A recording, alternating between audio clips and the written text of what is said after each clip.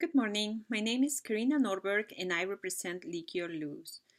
Under the present contract terms, Boost Supply sold 50 cases of assorted bottles of liquor to Liquor Luz, each case containing 24 bottles. Boost delivered this order on May 31st, one day prior to the due date. Upon delivery, Luz found out that about 12 of the bottles delivered were broken.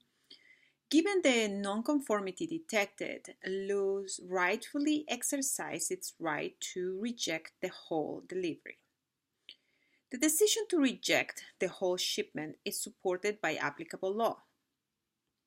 According to UCC 2-601, a buyer may rightfully reject if either the goods or the tender fail in any respect to conform to the contract. Here, the delivery of broken bottles constitutes a failure to conform with the contract that justifies the rejection of the entire shipment, particularly because the present contract is classified as a one-time contract. One-time contracts are regulated by UCC 2-601. This rule is called the perfect tender rule, by which even the most trivial defects in performance may justify the rejection of the goods. Given the nonconformity, Luz followed the appropriate steps to make a rightful and effective rejection of the goods. First, on the date of delivery, Luz performed an inspection of the goods, which led to the discovery of the nonconformity. And second, because immediately after the broken bottles were discovered, Luz notified Boost that the shipment was rejected.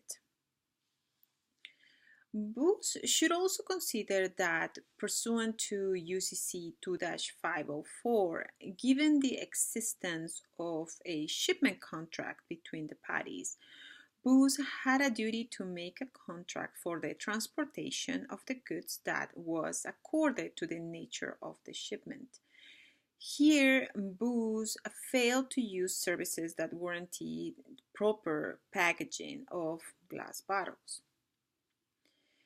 Now, Luz is willing to accept Boost's offer to ship replacement bottles, despite being cognizant that in the case of one-time contracts, the right to cure is likely inappropriate because the time for Boost performance expired on June 1st.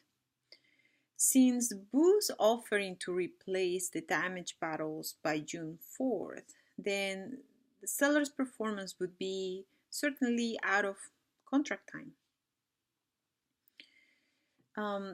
Therefore, contrary to what Boost argues, the present is not an installment contract where after the first shipment the parties would still be bound by the contract.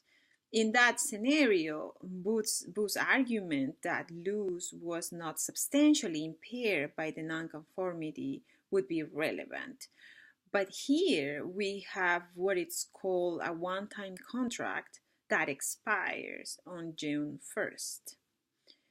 Even though we argue that Boost would not be assisted with the right to cure, Luz would prefer to negotiate this matter out of court and would consider Boost's offer to replace the broken bottles as long as Boost offers a form of compensation given Luz's right to seek damages.